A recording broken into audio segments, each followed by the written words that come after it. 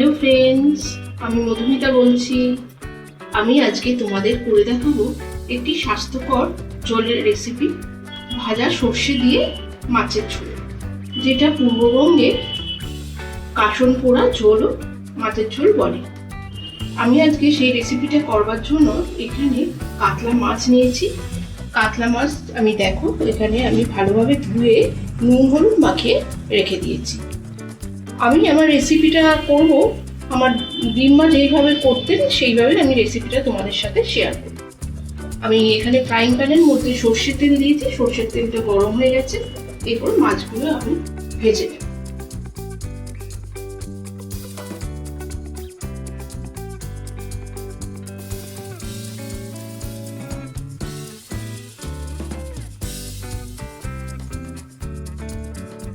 মাছ ভাজা হয়ে গেছে, মাছ ভেজে আমি তুলে রেখে দিয়েছি। এবার আরেকটি কড়াই বসিয়েছি, কড়াইটা গরম হয়ে গেছে। তার মধ্যে আমি দিচ্ছি একটি গোটা শুকনো লঙ্কা,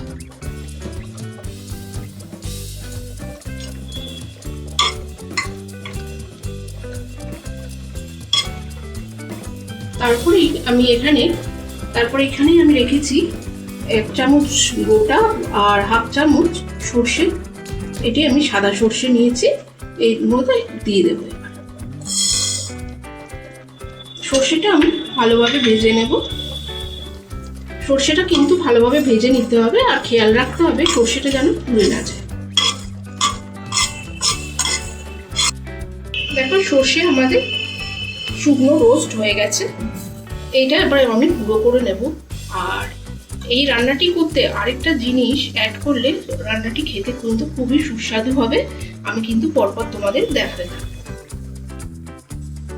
এবার সর্ষের তেলের মধ্যে আমি দেব কালো জিরে ফোড়ন, 2 কাঁচা পাকা লঙ্কা,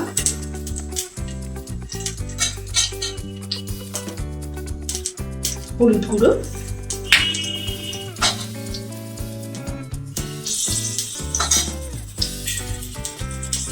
এটি কিন্তু কাশ্মীরি লাল লঙ্কার গুঁড়ো, একটু কালার হওয়ার জন্য আমি দিচ্ছি। এরপর পরিমাণ মতো জল আমি এতে অ্যাড করে দিলাম, আর দেব সামান্য পরিমাণে নুন।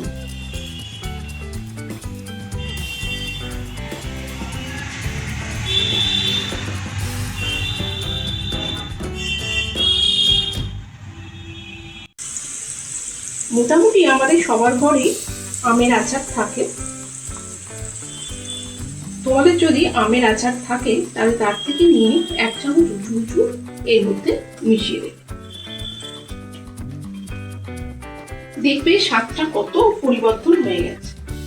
তারপরে যেই মশলাটি আমি গুঁড়ো করে নিয়েছি সেই মশলাটি এর মধ্যে মিশিয়ে দেব।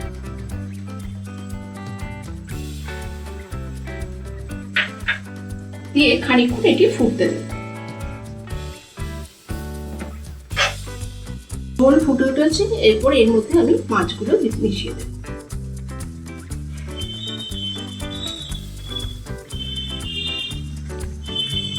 যেহেতু এর মধ্যে টক মিশিয়েছি আমি, তার জন্য এর মধ্যে আমি সামান্য পরিমাণে চিনি অ্যাড করব।